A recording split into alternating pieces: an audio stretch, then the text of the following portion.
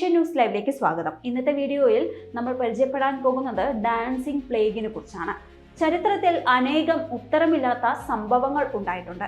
അത്യന്തം കൗതുകം നിറഞ്ഞ സംഭവങ്ങൾ.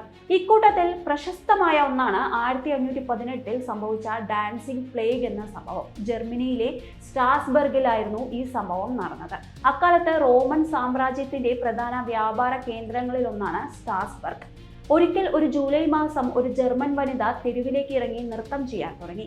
ഫ്രോട്രോഫിയ എന്നായിരുന്നു അവരുടെ പേര്. ദിവസങ്ങളോളം ഇവർ നൃത്തം ചെയ്തുകൊണ്ടേയിരുന്നു. ഒരാഴ്ച ആയപ്പോഴേക്കും ഏകദേശം 30 പേരോളം ട്രോഫിയയ്ക്കൊപ്പം നൃത്തം ചെയ്യാൻ തുടങ്ങി.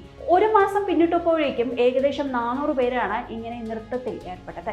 ഇവരിൽ ചിലർ സ്ട്രോക്കും ഹൃദയാഘാതവും ഒക്കെ കാരണം മരിച്ചു വീഴുകയും ചെയ്തു. സെപ്റ്റംബർ മാസം വരെ ഈ നൃത്തം നീണ്ടുനിന്നു. അന്ന് സ്ട്രാസ്ബർഗിനെ നിയന്ത്രിച്ച അധികാരികളും പിൻകാലത്ത് ശാസ്ത്രജ്ഞരും ചരിത്രകാരന്മാരും ഒക്കെ ഈ വിചിത്ര പ്രതിഭാസത്തിന്റെ കാരണം തേടി.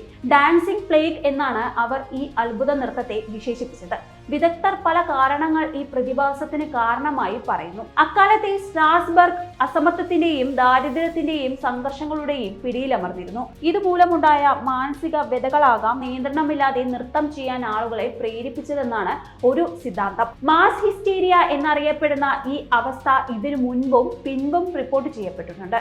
ലഹരി ഉണ്ടാക്കുന്ന ഏതെങ്കിലും കൂണ് ഭക്ഷിച്ചതാകാം ഈ നൃത്തത്തിനിടവച്ചതെന്നോ മറ്റൊരു സിദ്ധാന്തമുണ്ടെങ്കിലും ഇതിനെ സാധ്യത കുറവാണ്. നൃത്തം കൊടുമ്പിരിക്കൊണ്ടിരിക്കുന്ന സമയത്തും അധികാരികൾ ഇതിനെതിരെ വലിയ നടപടികളൊന്നും എടുത്തില്ല.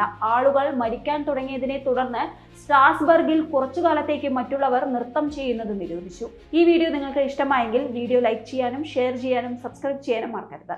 അടുത്തൊരു വീഡിയോയുമായി നമുക്ക് വീണ്ടും കാണാം. നന്ദി, നമസ്കാരം.